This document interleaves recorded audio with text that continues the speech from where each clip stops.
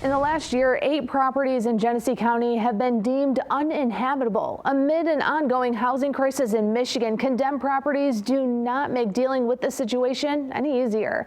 Catholic Charities of Shiawassee and Genesee Counties is often the organization called to help when people have nowhere to go. The organization is helping the people at Redstone Townhomes find places to live after the buildings at the complex have been ruled uninhabitable. The task is daunting, and it's something that is challenging Catholic Charities every day. For the last few months, we've seen people having to vacate Myrtle Grove Mobile Home Park, Redstone Townhomes, and even Sunridge Apartments after a fire. The issues have been there for years, but the problem is only getting worse.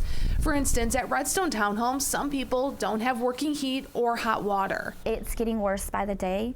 So even when we offered the motel stay, initially some of them said yes, and then it was they didn't want to leave their belongings behind because they don't know what's going to go on in the evening, like once they leave or things like that. And a motel room isn't going to hold an entire house full of furniture or belongings. It's a challenge Misty Bowers faces every day, people calling and saying they need help. We just try to do our best to help relocate the residents. Our hands are sometimes tied as to how quickly we can move.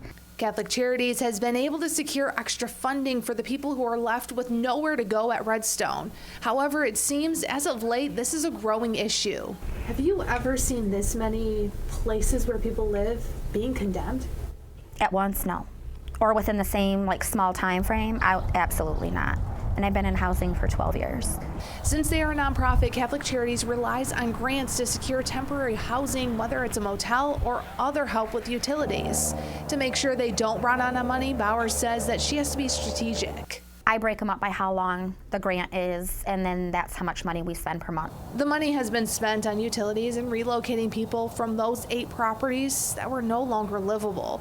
But she fears more could be coming. Between homes, between apartment buildings, between the complaints that we are getting from complexes that have not hit the news yet, I fear that it could be shortly behind, whether that's a year or 2 years.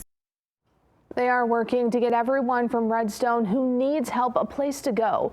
People who need help with housing can call Catholic Charities at 810-600-4525.